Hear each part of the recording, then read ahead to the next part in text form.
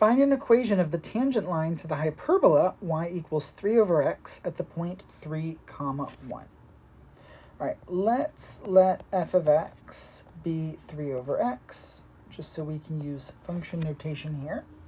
Now again, to figure out the slope, which we'll need to figure out the equation of the line, we're going to need to take a limit, and it's going to be as x approaches 3 here, because that is the x value of the point that we're looking at, and it's going to be f of x minus f of 3 over x minus 3.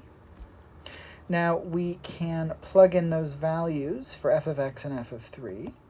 We still have the limit as x approaches 3 of f of x is going to be 3 over x minus f of 3 is going to be 3 over 3, which is just 1, all over x minus 3. Now, if we look at the numerator 3 over x minus 1, let's combine those into one fraction. I think that'll make things a little bit easier. If we wanted a common denominator, that common denominator would be x, and then 1 over 1, if we write it as something over x, is going to be x over x. So that's going to be 3 minus x over x. All right.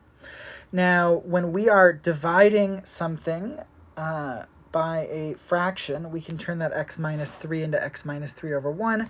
It's the same as multiplying by the reciprocal. So we can write this out as a product.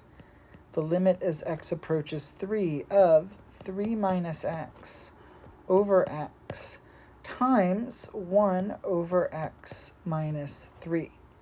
Now, we don't have factors that are equal here, but we have factors that are opposites. 3 minus x is the opposite of x minus 3. We could cancel them out and just replace them with a negative 1. I'm actually going to show a little bit more work here. Oops, sorry, I was ready to cancel. I'm going to show just a little bit more work here in case that is helpful.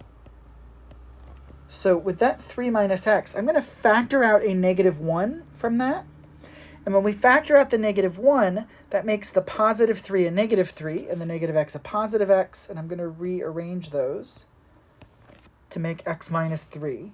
So we can rewrite 3 minus x as negative 1 times x minus 3. And then once we've done that, it will be even more clear that we can cancel out those x minus 3's, but we are left with a negative 1 out front because they were opposite factors.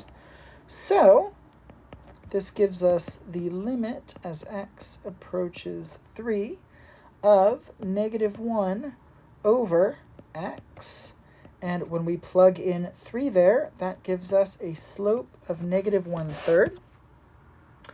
So then we can use that for point slope form. We've got y minus y1 equals m times x minus x1.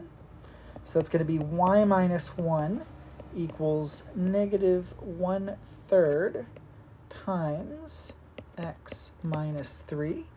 And if we want to put that in slope-intercept form, we're going to have to distribute that negative 1/3 on the right-hand side.